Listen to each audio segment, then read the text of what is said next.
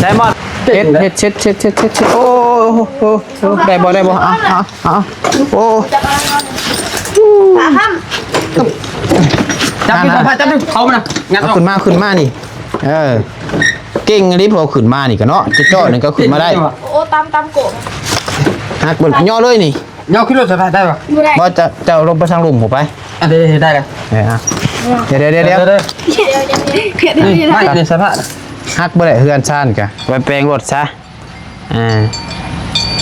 พี่น้องเนาะ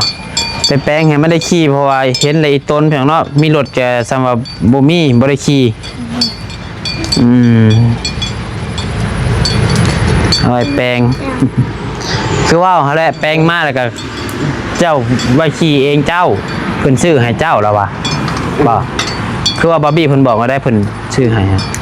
เราซื้อให้ปล่อยแล้วลูกยืมไปเลยเอาให้บัดบ่ให้คือว่ากระโพดแท้ๆเพราะว่าขี้ที่แท้เอาให้แล้วบัดบ่หักษาช่วยกันนั่นนะให้แล้วไปย่องไปเฮ็ดจนเพเบิดเนาะก็เข้าใจอยู่พี่น้องคำว่าพ่อคันสิบ่ให้ลูกจืมบ่ให้ลูกขี่ก็เป็นไปได้ยากเนาะเป็นไปบ่ได้เลยแหละแต่ก็บัดนี้แปลงมาในเมื่อเจ้าก็ฮู้แล้วว่าลูกชายจะเป็นคนแนวใดจะแปลงมาคันว่าบ่จำเป็นแต่เจ้าบ่ต้องให้ขี่เด้อเจ้าให้ขี่ผู้เดียวเจ้ารอด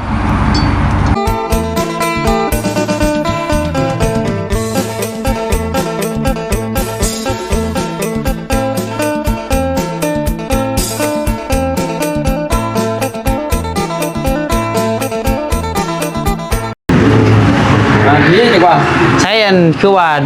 รถจักรเจ้าอยู่ในบ่ใช่ปะเราไปเบิ่งดู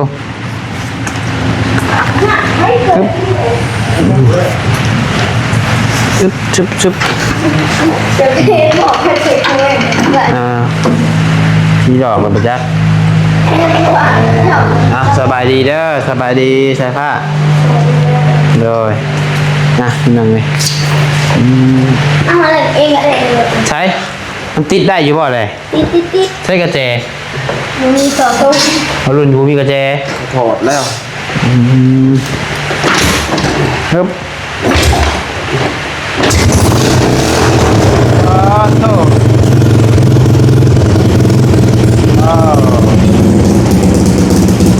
พอแต่งอีกว่านี่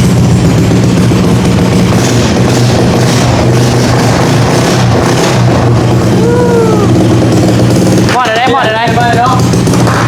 ยังจ้ะได้ปะ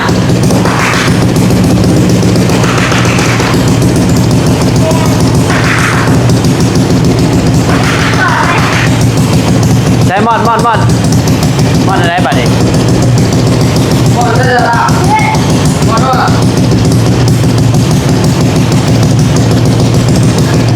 ใช้เอ้า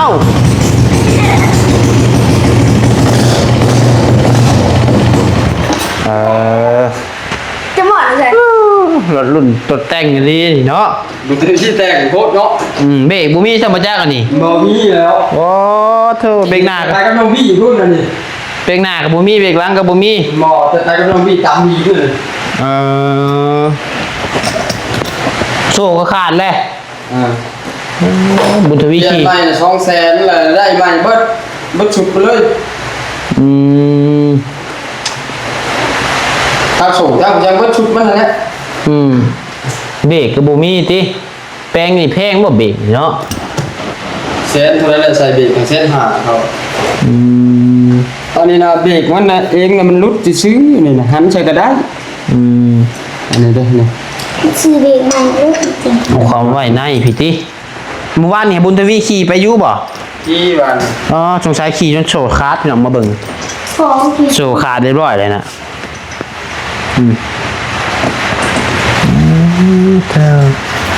เด็กแปลงอยู่บ่เด็กแปลงอยู่คนกระตกจำย่างได้ที่แล้วนี่มาส่งสายผ้ากันย่างมาบ้านกันนั่นแหละน้องก็อีต้นพุ่นนี่เนาะ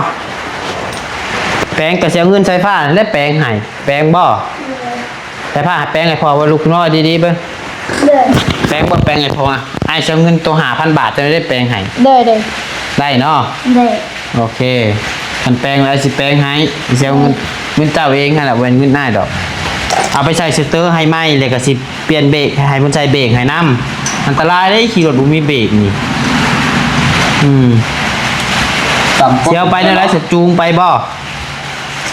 ฮะจูงไปหั่นแหละเนาะ จูงอะไรมาจูงเนี่ยได้กัน คันสิยันก็ต้องบ่ใส่คือสิเบิ่งก่อนคำสิยันได้ มา2คน กันเป็นยันได้บ่ นั่นแหละ บ่จูงลงไป ไอ้ดีเสร็จแล้วได้ดีจริง บางทีก็เราขี่คนเดียวเราจะยันได้ น้องมาใส่บทเพลงบ่เคยยันมาซัดๆเลยยันรถบ่เป็นคนก็แห้งซ้ำบ่โอ้ คนนอนมันจะอะไรก็จะหาตรงนี้นะมันร้อนเวลา แพงเนาะอยู่ใช้ห้านใกล้ๆนี่บ่ โมมี่จะเสียไปเนาะเสียผ้า นี่แต่ นี่หรอ ยุ่งชิดเลย ใช้ห้านนี่เด้นี่ หาดเขาคนมาเปิดเพิ่นก็หน้าเพิ่น เอาคนปิดเลย ยังจะเพิ่นก็หน้าเพิ่นเพิ่นพิดหานกูมือเพิ่นไปหน้าเพิ่นไปเพิ่นหน้าเพิ่น โอ้ เพิ่นหลอกกล้วยอย่างเนี้ยเลย เฮ็ดจังไดเด้ นี่จะเพิ่มคืองานบ้านนี้อยู่หันนะหันใหญ่เลย ขึ้นไปทางโรงงานน้ำตาลพู เด้อเป็นเรื่องงานได้หันใหญ่หัน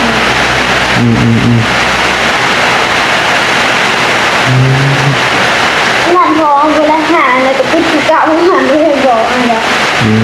งานเหลืองที่โตไปแล้ว เดี๋ยวจ้างติดได้เนาะมีแต่เซเตอร์เดี๋ยวสิแป้งไฮไลท์จะเอาไว้ขี่เด้อ บอกให้จะไปจับบ่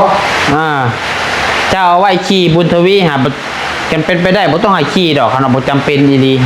ๆขี่แค่นี้แหละขี่รถคันใดก็เพเบิดเพียงเนาะผู้อยู่ว่ามันเพอันนี้บ่แม่นว่าสิน้องเพิ่นได้เพิ่นเนาะผู้อยู่ว่ามันเพแต่ก็ยังขี่จนโซ่ขาดนำเมื่อวานนี่ก็ยังขี่ได้เนาะโซ่มันยังบ่ได้ขาดบาดมามื้อนี้โซ่จนขาดเลย นี่เปิด ฮะ เปิด สเตอร์จนแตกบ่ เปิดงานเลย ใช่ จะเดินหมด ก็มันเหี่ยนแห้งเห็นเนาะ เดี๋ยวก่อนนะเป็นยังก็ใส่ผ้าลื่นเลยบ่ บางที บ่รถจ้างนี่แหละ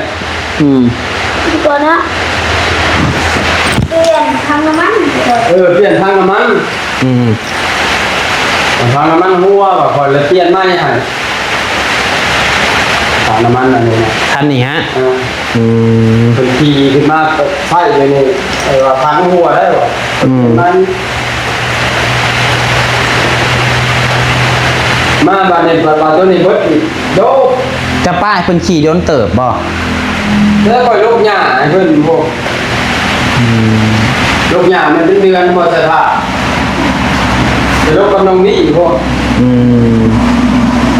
รถถีบก็คือว่าเห็นโซ่จนขาดรถถีบแต่ว่าใช้มาเบิ่งดูหอเบิ่งรถถีบดูรถถีบก็คือว่าขี่อยู่ดีๆโซ่ขาดนี่อันนี้ก็บ่ สองคันขาดบอกกันค่ะ โอ้ยเจ้าไปเบิ่งดูไป ขาดกัน รถถีบมีกับเพิ่นซื้อให้พอเนาะ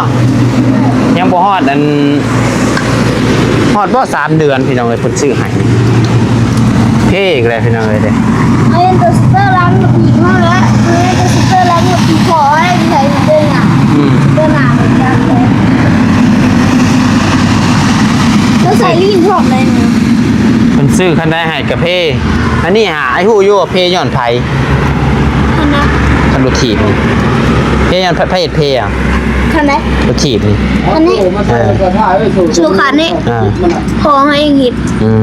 ม มันน่ะมึงจะใส่ มันไม่ได้ถีบมันไม่ได้ชูสีกว่าถีบ มันยังขี่ได้อยู่บ่เลย ได้ขันเป็นโสม เออ ผู้แผ่โสมเองเลย หึ ผู้แผ่โสมเองเลยคันโสมคันสื่อเอามันสิบกว่าต้นคันโสมของมันเอง เฮ็ดได้จะจูงไปแปลงอยู่ห้านคนละคันเลยบ่แปลงเบิดเลยบ่รถถีบนี่ นี่แล้วค่ะ แปลงบ่อาสิไปแปลงให้ใช้ผ้ากระจุงรถถีบพ่อกระจุงรถจักร ได้ค่ะ นะใช้โซ่รถจักรบ่รถถีบฮะ โชว์เพลงก็กระทะเลย เสือเองโสมเองมีอยู่อยู่แล้ว ห้านไกลๆซ้ำเนาะโอ้อะไรเด้ นี่ อันสิยันไปก็บ่ใส่ก็อย่าบ่ใส่ก็อย่าครับ ขับเลย บ่ใส่ก็อย่าไว้อ๋ออย่ามาตัวจีบกระเพาะแล้วรถจักรกระเพาะโอ้ยฝนกระตกเอาไปแปลงเลยบ่สาบปะพุ่นละไปทางลุ่มพุ่นละยันได้อยู่บ่พี่น้องเนาะ ไปเอาจับมือแน่จับได้จับได้ ได้ปะยันกันได้ปะ จังหวะเฮาบ่เคยยันรถ โทรหาน้องพี่ดูสิท่า บ่เราคาเวียแล้วบ่มาดอกโตกะ ก็วันละมาอื่นนะวันจันทร์ลงมา เบลหน้าคุณบอกจะจับมือ ไปจับไปยังไงนะเอารถจักรไปแปลงก่อนเนาะไปจะผูกสุกออกไปนอกพุ่นละไปสุกออกไปไป เดี๋ยวเราดีหมดเลย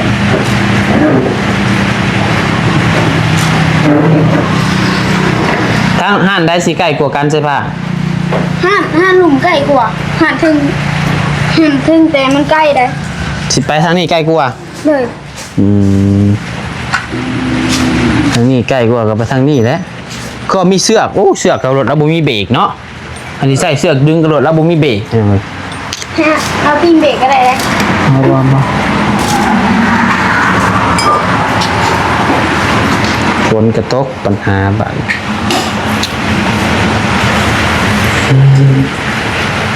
เอาออกมาก่อนเปื่อนไปเลยเฮือนจ้านไงเอาพี่น้องเลยทักทายสบายดีกันได้เพิ่งเด้อเนาะพบกันกำลังพัดไส้หูเบิ่งอาหารแมวกับผมเท่ร้ายโพดใส่ผ้าเลยตาเอาออกเลยเอาลงเลยลงได้บ่มันเอาขึ้นได้ใช่เนาะจะเจาะนี่กับเบิ้งผม เขาเอาขึ้นอะไรจังวะ เช็ดโอ้โหได้บ่โอ้ ห้าม จับดิจับดิเขามันนะงัด เอา ออก ขึ้นมานี่เก่งอันนี้พอขึ้นมานี่ก็เนาะจะเจาะนี่ก็ขึ้นมาได้ โอ้ตามโกะ หักบนย่อเลยนี่ ย่อขึ้นรถสะพายได้ปะ ไม่ได้ บ่จะลงไปทางหลุมผมไป อันนี้ได้เลย เดี๋ยว ไม่ในสะพาย หักบ่ได้เฮือนซ่านกะมันต้องเอาขึ้น ประตูดิ มันต้องเอาขึ้นมาดอกบนนี่ฮะ แป้งหมูเป็นสิ่งอ่ะ โอ้ย งัดเอาแป้งหมูเป็น เดี๋ยว ยังคาเบก ขึ้นก็ยาก เต็มเลย ยอมพอขึ้นอยู่นี่เนาะ ห้องให้เอาขึ้นบนทีตลอด ไปหลอกเคลื่อนไป เราไปน้ เอาจะบ่ไปบ่ ำไปแต่เขาไปบ่ได้ ฮะ เขาถีบไปดิ บ่จูงไปน้ำพอหั่นแหละนัดตูไปเลยบ่วะคนกระตุกเนาะ ฮะ แข่งบ่ขึ้นอะไร จะกูถามมึงสั่ง ถามมันเศร้าคนบ่ เจ้าเลยเจ้าบอกพ่อก ระเพราอยู่พี่น้อยก็ว่าจะพาเมื่อเวียดอยู่นี่จ้ะ ถ้ามีเนี่ยกับมือหน้าจะเพลงก็ได้เจ้าข้าวเลย เครื่องจุเจ้าเสร็จเอาไปแปลงเองบ่ แล้วจะได้เราไม่ยากเพราะว่า เนาะมันเด้เอาลงมาขึ้นมา ท่านเหยียดแล้วถามหมู่กับเองว่านนี่เนาะแต่ถ้าว่า200,000เนาะ เพิ่นเอาเปลี่ยนสเตอร์200,000 เบิดสุดมันเลยว่ะ โสน้ เบรกได้จะสิเท่าไหร่เนาะ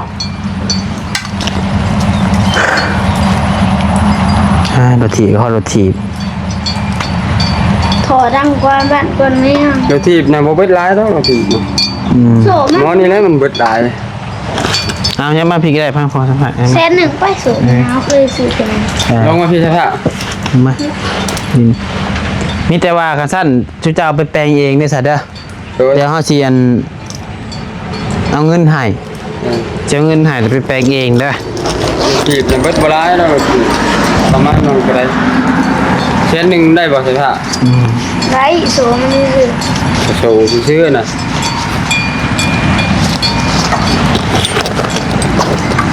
เดี๋ยวเงินใช้ผ้าก็ยังบ่ได้แลกเบิดเนาะเดี๋ยว เดี๋ยวเงินเจ้าตัว5,000 บาทหาไอ้แรกไปแล้ว1,000เด้อแต่ไอ้ทีแรกอันเดียวทีแรกเป็นเงินกีบเบิดเลยซะไปเลยเก็บไว้มันจังไว้ใช้มันจังง่ายพี่น้องเนาะ เอาให้เพิ่นเทื่อละหน่อยก็ได้ แม่นสิไว้เท่าน้อยแต่ว่าทีแรกเป็นเงินกีบ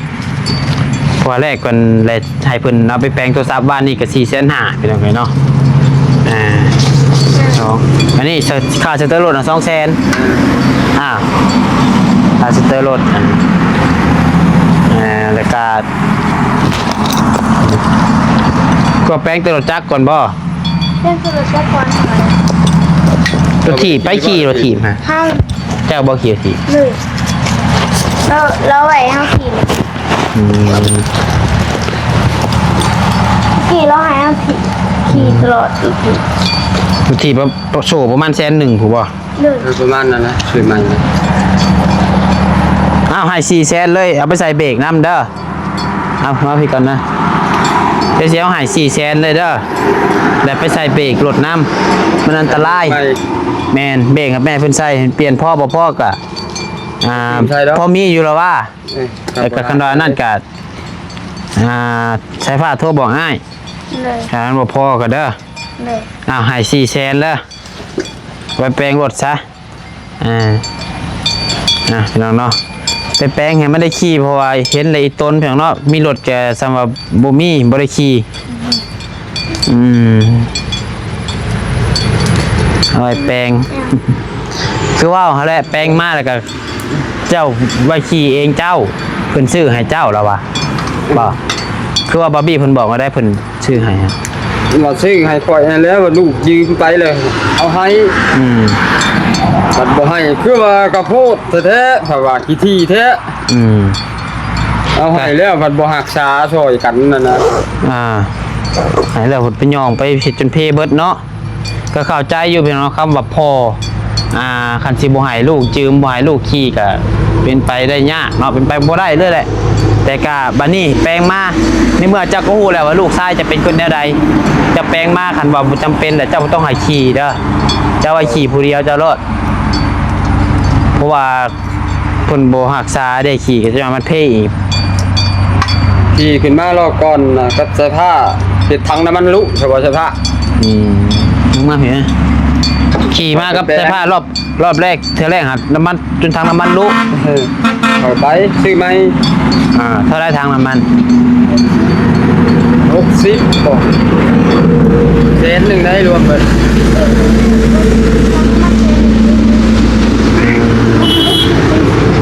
เช็ดงัว ไม่เอาเลย ผมว่า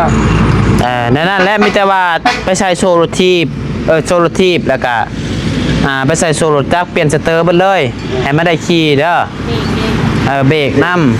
ำพอได้ขี่สะดวกสบายไปเวียกไปงานจะเห็นได้ไปเวียกซะ ย่างไป เพิ่นซื้อให้แล้วก็ให้รักษาเอาเด้อ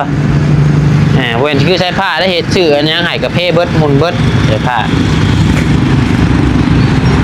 เอ้ยยังอยู่บ่เงินน่ะ เข้าไปตลาดพอเขาใส่น้ำมัน30แล้วก็ซื้อเกือบ30ผลเศร้าพอดีเลยไปอัดเพื่อนไปเจอเจ้าสุกไปแปลงรถเอาไปแปลงรถแล้วก็ได้จังพานขี่มาบ่ได้มีเวียกไปใช้หรอว่า บ่มีดอก แล้วป้าไปสุกไปแปลงเลยป่ะป้าจะพา หน้าไว้แม่เสื้อผ้าเข่าฮะ นั่นเพราะว่าสมอง ให้เราเพื่อนไปก่อนก็ได้ครับป้าเดียวน้องมอไซค์ก็สิออกเมื่อเลยแหละทางน้องหายเพิ่นเอารถไป พี่ แปลง เจ้าบ่เล่นลงไปก่อนว่าเขาเปิดห้างจะโทรบอกไว้ อยู่บ่อนใด อยู่ชุดผูก บ่ใส่ผ้า บ้านชุดผู้น้องใส่ผ้า ฮะ บ้านชุดผู้น้อง เปิดเลย ก็ แปลงรถนี่ เพิ่นก็สิเปิดอยู่แล้วว่า หาลงซุปได้ลงซุปฮะเปิดอยู่ เพราะว่าห่านเป็นรถมันก็สิมีอยู่ว่าจัง นี่ ถ้ามันจูงไปแล้วก็ ก็ เอาคือซื้อแล้วแต่ซะ นี่ คือว่าชื่อเจ้าเสร็จแนวใด นี่ไก่อยู่ไหนวะ เอาย่างก็ยังย่างมาได้เอารถไปแปลงแล้วก็ขี่มาเพราะว่าน้องบ่ใส่ก็ย่านล่มนี่แพ่นว่าพ้นกระตุกนี่ อีกอย่างน้องมาใส่บ่เคยยันแหละก็ขี่มาสองคนกับน้องเบลยันพาน้องเบลล่มมันสิยากยิกเป็นยังไงนะขณะว่ามาผู้เดียวยันก็นั่นอยู่ก็สิลองเบิ่งอยู่แต่ว่าอันนี้ยันเสี่ยง 2คนมันยากเนาะ ชื่อผี อย่างพดแม่นก็ชุดแล้วแต่สาตามใจชุดเจ้าเด้อชุดเจ้าสิแปลงบ่ได้กับแปลงแต่กับแปลงเด้อ ให้บ่พี่มาบ่มื้ออื่นนี่ให้เรามาหยัดลงบ่ คันลาสิมาก็ แปลงอะรอบก่อนนะ ลองโทรเบิ่งคันลาสิมาสุดแล้วแต่ซะมีแต่เฮาเอาเงินให้เอาไปแปลงรถเด้อ มานะเราว่ามันสิมา แล้วว่ามื้อใด เราว่าวานมื้อวานซื้อนี่เนาะตลาดซื้อนี่เรามากับเกาหลีอ่ะก็ ว่าที่เรามาจากนี้ ฮะ ว่าที่เรามาจากนี้ แล้วปล่อยเมื่อเราก็ขึ้นได้ ชื่อนี่ มาซื้อนี่ วานนี้เราบ่ได้มาวานนี้มีแต่อ้ายมาวานนี้ นี่แกหลุดเจอในสิบนาที ป้ามีแต่ว่านั่นแหละคันว่าชุดเจ้าวันต้องหาบ่พี่ได้บ่พี่มาหยัดลงเลย โอเคตามใจซะสุดแล้วแต่เจ้าเลยเด้อ มันแปลงบ่ได้บนหนึ่งก็เราเอาไปบนหนึ่งรถนะรถเราหยัดลงใครได้บ่ใครก็พากันจูงช่องพ่อลูกจูงย่างแล้วมัน จูงกับมือเฮือนเลยเฮ้ย จูงนาทีใครได้หน่อยสภา คือหมดจักรห้ามไปในรถถีบ ตัวถีบก็เอาไปแปลงเด้อไอ้ขึ้นมาอีกมื้อฮื้อคันยังบ่เห็นแปลงเลยไอ้สิเอาเงินคืนคันบ่แปลงโอเค เลือก คันบ่แปลงรถบ่ให้นะให้ไปซื้อแนวอื่นได้ให้เอาไปแปลงรถเงินตัวนี้เด้อกว่าคันน้องประชาสิพาเพิ่นไปแปลงกะมันพาวนี่เพิ่นน้องประชาก็มีเวียกอยู่ทางเฮือนนี่เร็วมาก คนกระตกเนี่ย กลับมา แต่เราจะเอาไปแปลงอยู่หั่นบักบ้านเรียนใช้อยู่ไกลเลย เจ้าหน้าที่เลย เมื่อแป้งอยู่บ้านจะได้หัวคำพูดได้หันหันเมื่อเปิดได้หัน ไกลก็พอไปเลยสภาพเลยเรียนใช้แล้วมันง่ายเลย ยังใส่อยู่ใกล้กัน ไอ้ก็เข้าใจลูกค้าเนาะ ให้ลูกค้า โอเคนั่นแหละสันเดียวเฮากลับก่อนเด้อ มื่นเช่าไปบริษัทถ่าย ชุดแล้วแต่ชุดเจ้าเด้อสภาพเด้อพากันเอาไปแปลง คือเจ้า ชุดแล้วแต่เดี๋ยวให้สิกลับก่อนมันลงมาใส่สิเดินทางก่อนเพิ่นเนาะไปกลับป้านเลยเด้อ ใช่ ของอยู่ของกินกับเบิ่งจุบดีไปกลับก่อนเพิ่นเลยไป บริษัทถ่ายไปเท่าทุกอย่างเดียวนะ เพิ่นรถเพิ่นไปแปลงพี่น้องเนาะ จุงรถยักษ์แล้วขึ้นไปแล้วใส่บ่บ้านนี้เร็ว นี่คือเชี่ยวเลย ไปเดี๋ยวให้กลับเลยเด้อ เลย เดี๋ยวไปน้องเนาะขอตัวเดินทางก่อนโอ้ยเพื่อนได้แท้นี่ก็ได้น้องลมเด้อ อากาศ เกือบน้องบดใส่ตีนช็อตอีกนี่กันเนาะ มันละเอียด กับใครแต่งบ่เข้า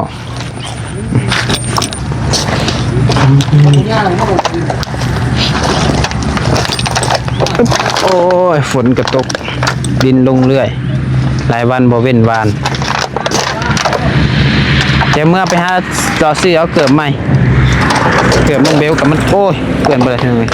เกือบเพิ่นมันต่ำเนี่ยซื้อเอาตัวสีสูงไผว่าชีวิตอันยูทูบเบอร์ง่ายมาเบิ่งเอาพี่น้องเนาะบ่มีหยังง่ายเลยพี่น้องเอ้ยเพื่อเอาสิได้เงินบางคนว่าใส่จังซั่นจังซี่ก็ก็บ่เป็นหยังพี่น้องเนาะเฮาก็เฮ็ดคิดว่าเฮาเฮ็ดดีแหละแต่ละมื้อเฮาเฮ็ดดีที่สุดก็พอพี่น้องเอ้ยก็สิว่ามันจะใช่ก็ไม่เป็นไร สู้ต่อไปพี่น้องเนาะปึ๊บครับเดินทางกลับก่อนมันหิวข้าวนี่แหละพี่น้องเลยคำแล้วฮะโอเคคำแล้วไปพี่น้องเลยสำหรับคลิปนี้ลำลาเลยเด้อจังอันใดก็จังว่ากันอีกครั้งนึงเนาะมีแห้งบัดสกุลสกลขอบคุณในไลน์ทั้งพ่อแม่FC ไปเข้ามาชมและเป็นกำลังใจทั้งน้องปัดไซสำหรับคลิปนี้ลาก่อนสบายดี